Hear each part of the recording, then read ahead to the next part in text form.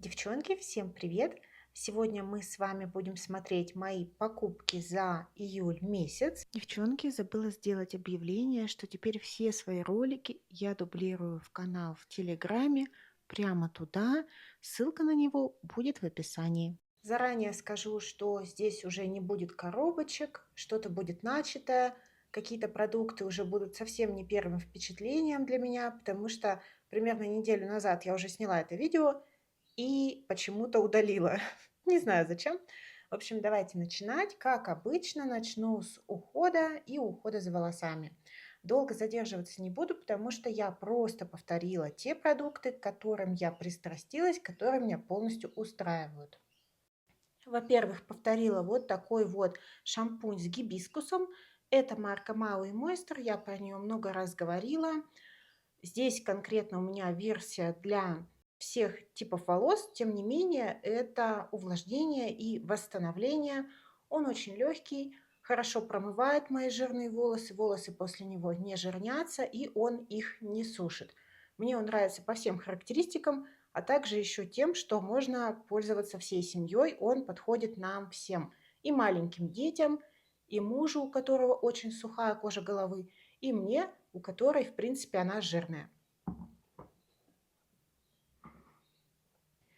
И также повторила от них маску. Маски у меня достаточно быстро заканчиваются, потому что у меня в уходе нет бальзамов. Я пользуюсь масками для волос как бальзамами на каждое применение, на каждое мытье. У меня здесь вариант для поврежденных волос, и мне нравится эта маска. Она опять же хорошо увлажняет волосы, волосы не электризуются, не пушатся. Ну, конечно, влажность никто не отменял, но в целом меня этот продукт устраивает. Я еще хочу что-нибудь присмотреть вообще из марки Maui Moisture. По уходу за телом. Насмотрелась я блогов девочки Кати из Германии. И она там рассказывала вот про эти скрабы данной марки Tree Hut. И я решила попробовать скраб. Вообще я не особо люблю пользоваться скрабами отдельно. То есть для меня это как дополнительное время. Раньше я ими пользовалась, потом я перешла на жесткие мочалки для тела, потом я перешла на гели-скрабы. И мне нравится такой формат, особенно если он круто работает. Но вот решила попробовать. И заказала. Это вот такой вот скраб. Я еще им не пользовалась. У меня эта версия с арбузом, и он просто потрясающе пахнет арбузиком, очень свеже. Обалденный сахарный скраб. Он выглядит как будто какой-то арбузный щербет. Даже как будто семечки. В общем, буду пробовать. Не знаю, надеюсь, мне понравится.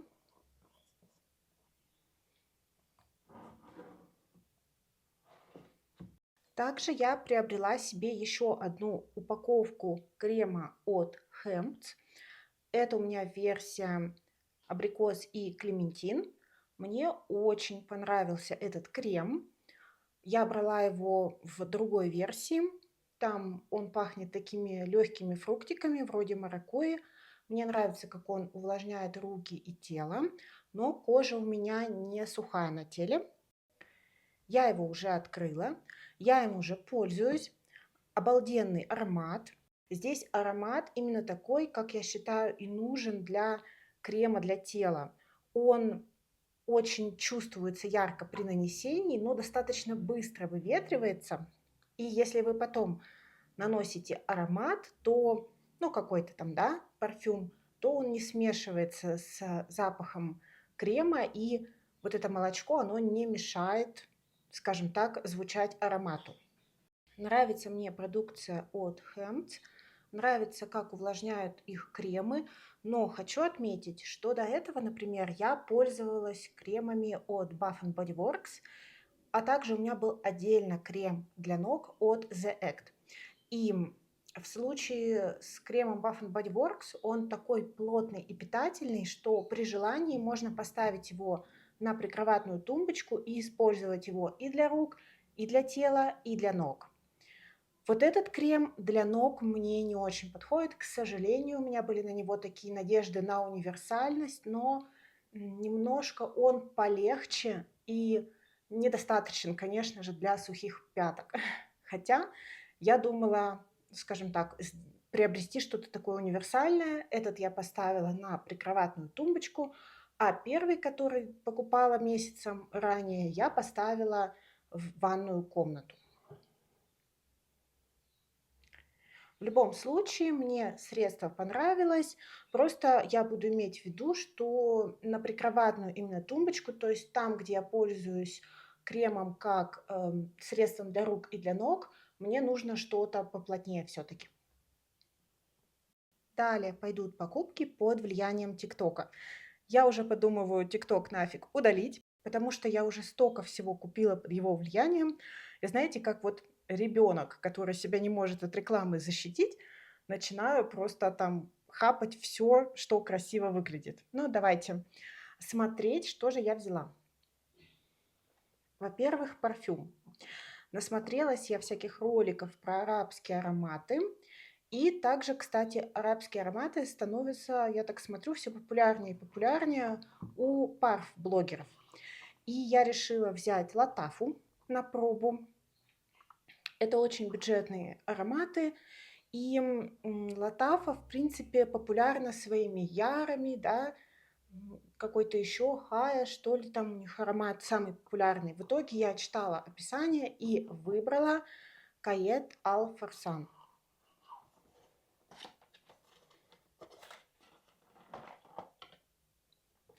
Коробка очень красивая, ну, для такой цены, естественно. И вот такой здесь аромат. В принципе, я ожидала плохого качества упаковки, но нет, все достойно, и крышечка тут на магните. Мне нравится флакон, нравится, что он не сильно вычурный, для арабского аромата достаточно сдержанный, что он белый, и потому что у меня открытое хранение парфюмерии, и помимо нот звучания я также обращаю внимание и на внешнее оформление парфюма. Что по поводу самого аромата? Я прикреплю сюда нотки. Давайте я освежу впечатление.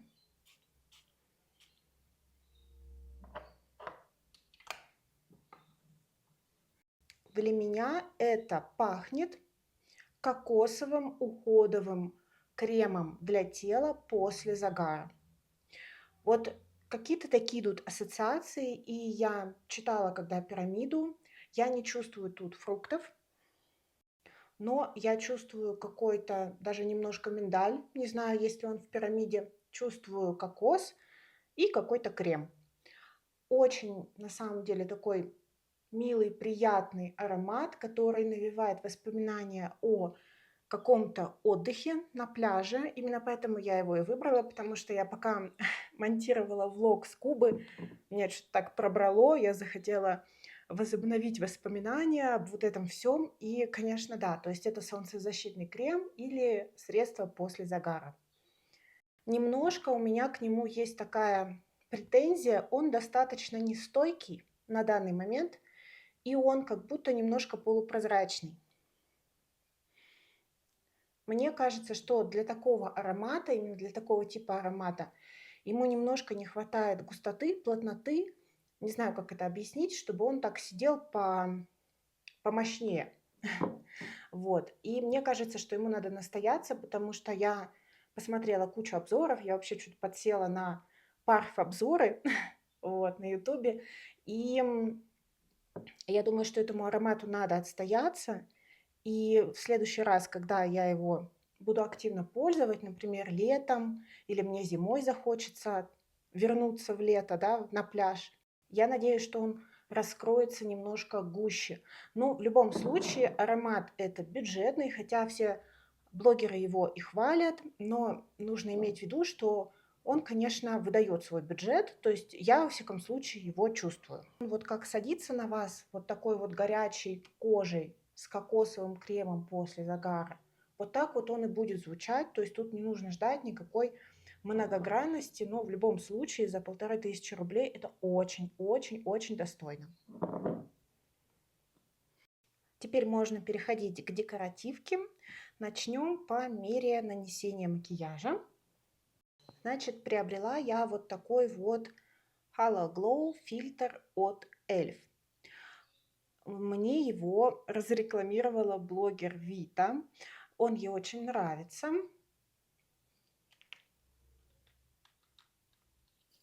И я тоже решила попробовать данное средство как аналог Шарлотты. Такая огромная вот эта вот жулька, тут аппликатор. Я подпишу, какой у меня оттенок этого средства, честно говоря, не помню уже. Я, кстати, им еще не пользовалась. Оно лежало у меня в ожидании видео.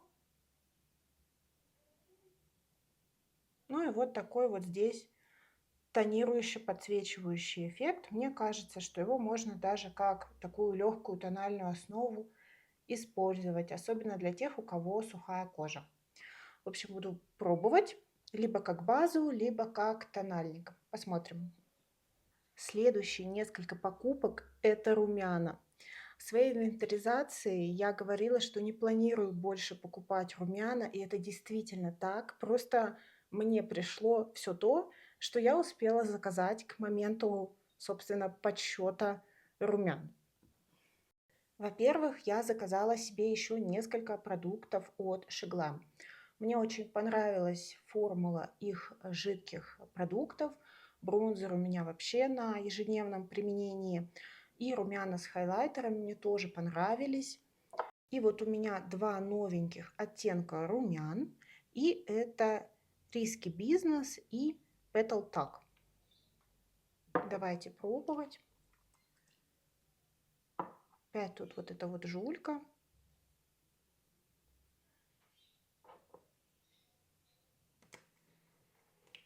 Вот такой вот розовенький, бледный оттеночек. Я такое люблю.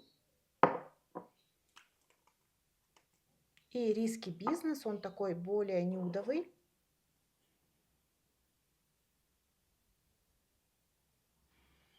Вот, очень приятный оттенок.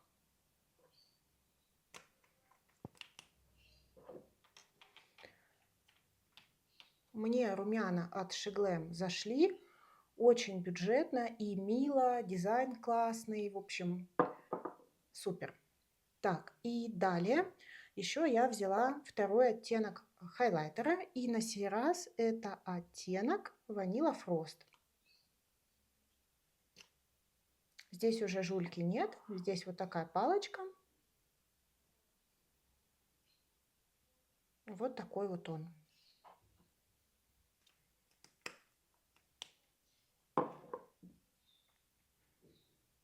По-моему, классные. Не хочется портить сердечки, растушевывать, но я думаю, что оттенки видно. И далее несколько позиций, которые я получила от Байера. Во-первых, долго очень хотела что-нибудь от Патрика Та. И первой моей покупкой стали, конечно же, румяна. Наверное, это самый знаменитый от него продукт. У меня оттенок Not Too Much. Очень нюдовый, носибельный цвет. Все время забываю, как они открываются. Все время хочу открыть, как Tom Ford. Вот так вот выглядит тут все. Немножко уже не презентабельно, я пользовалась. Давайте наберем. Очень нюдовый, красивый оттенок.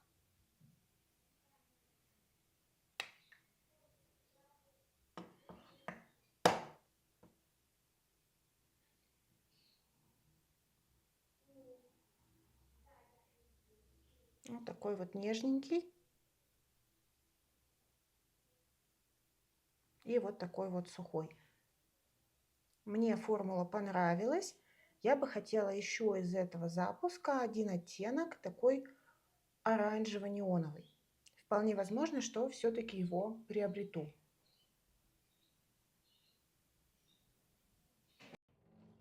Также у меня появились румяшки от Rare Beauty в мини-формате. Очень рада, что она стала выпускать миники.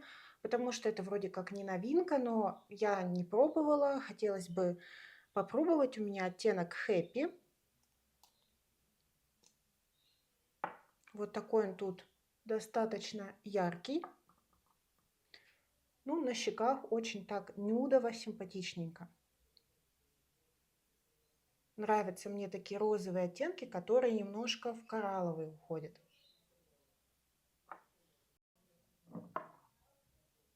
И прихватила просто потому, что была очень приятная цена, румяна от Piluis. Я, конечно, в любом случае хотела их пробовать, но делать целый большой заказ с сайта Piluis мне бы не хотелось.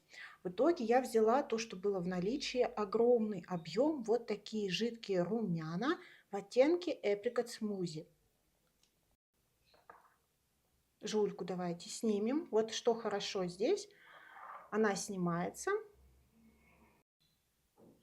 Да, такой достаточно светлый оттенок, но я такое люблю, как вам много раз говорила.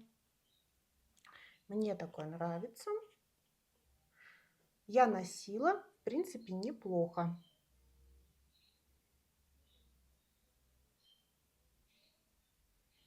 Вот так вот.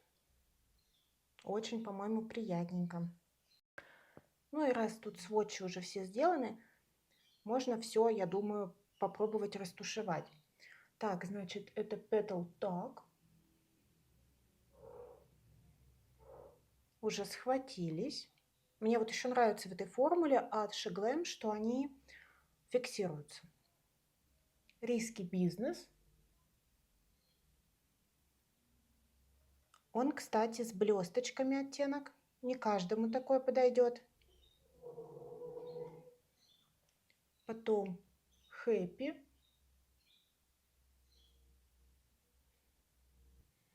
Ну, соответственно, Apricot Smoothie от Piluis. Ну и Патрик тут. Вот такой вот. Патрик совсем не фиксируется. То есть у него это жирная основа, она совсем как топпер. Ну и хайлайтер тоже уже подсох. Ну, достаточно стандартный, приятный оттенок. Зимний, как мне кажется. Ну и все. Можно сразу переходить к глазам. Покажу, во-первых, расходники. Купила миниатюрку базы под тени от Urban Decay. Для меня это максимально комфортный продукт в качестве базы под тени. Это вообще не та категория, которой мне хочется экспериментировать. Я купила и знаю, что в следующем году буду ей пользоваться, и мне ее хватит, ну, года на 1,5. Вот, поэтому вот такая вот покупка, чистая расходник. И купила 2 туши в запас. Это Bambi Lashes от L'Oreal и Maybelline. Здесь Sky High. Ну, какая-то тут версия, то ли это ультра черная, ну, в общем, черная версия. Их я еще не вскрывала. Bambi Lashes я ни разу не пробовала, хочу попробовать. В Sky High я в свое время розовенькую версию закончила упаковки 3.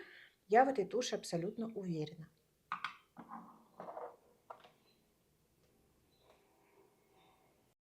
Единственные тени, которые я приобрела за июль, это была палетка Наташи Деноны Golden. И она у меня уже очень давно, наверное, недели 3. Я уже сделала ей несколько макияжей. Такая вот она, как слиток золота, очень красивая. Все собиралась сделать и снять с ней видео, но почему-то у меня все в график это не попадает. Вот. Вот такая вот она. Я бы ее охарактеризовала как Camel палетку, то есть она не сильно теплая, на самом деле не сильно рыжая. Это палетка с матовыми оттенками Camel и всевозможными золотыми блестяшками. Давайте сводчить.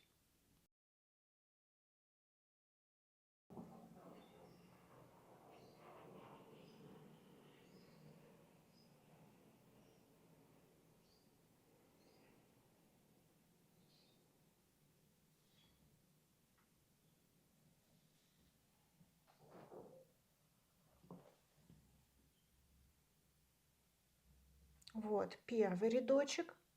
Вот это вот такой гладенький с мелкими блесточками оттенок. Здесь очень такой блестящий. Матовые, в принципе, приятные. Второй ряд.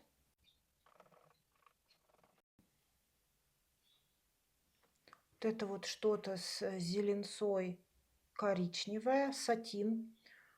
Это что-то, ну, типа дуохромчика или такого светлого оттенка с серо-желтым отливом. И вот такой золотой спаркл.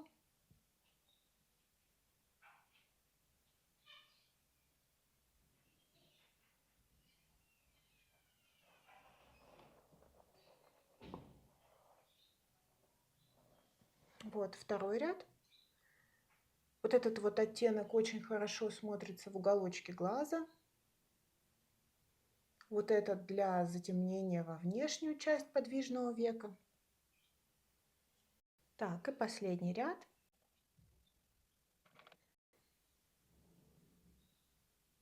Блестки залезли, извините. В этом ряду самые желтые шиммеры.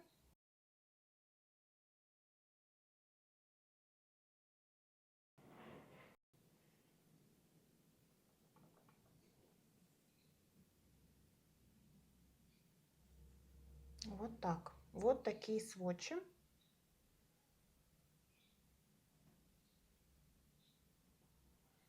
Я пока ей делала 2-3 макияжа. Вообще, что хочу сказать.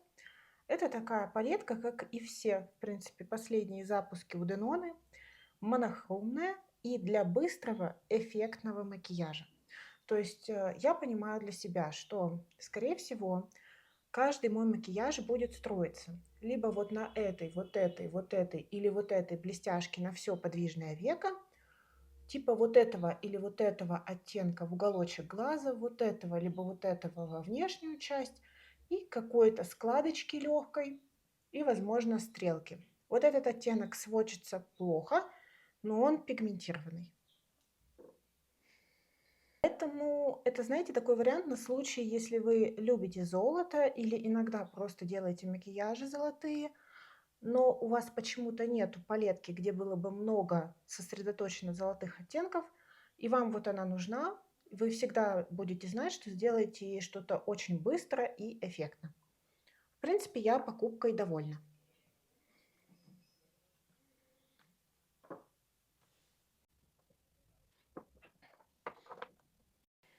И следующее, что я вам хочу показать, и в принципе последнее, это продукты для губ.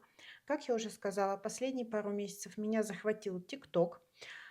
И, как я уже много раз говорила, сейчас я прям влюблена в помады от Maybelline Vinyl Ink. Да, они уже несколько лет на рынке, и вот я проснулась. В общем, у меня появилось 3 новых оттенка. Мне нечего сказать в свое оправдание, только то, что больше я брать пока не планирую. И у меня, значит, здесь оттенок 155 Upbeat, 105 Golden и 100 Charmed. И это, наверное, мои любимые оттенки, потому что если до этого я в покупках показывала то, что рекомендуют обычно девочки, то есть самые популярные я взяла оттенки, то в этот раз я взяла то, что посчитала мне подойдет больше всего.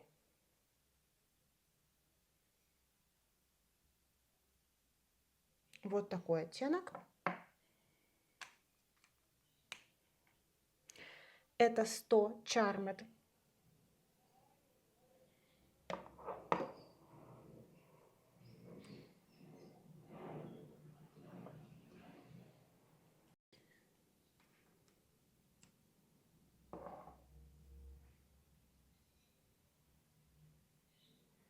Вот такой вот рыженький. Это оттенок 105 Golden.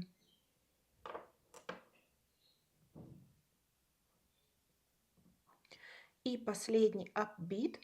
Казалось бы, у него такая яркая упаковка, но он очень нежный розовый и очень классно смотрится с какой-нибудь моноблестяшкой серебристо-розовый и с розовенькими румяшками. Потрясающе сидит.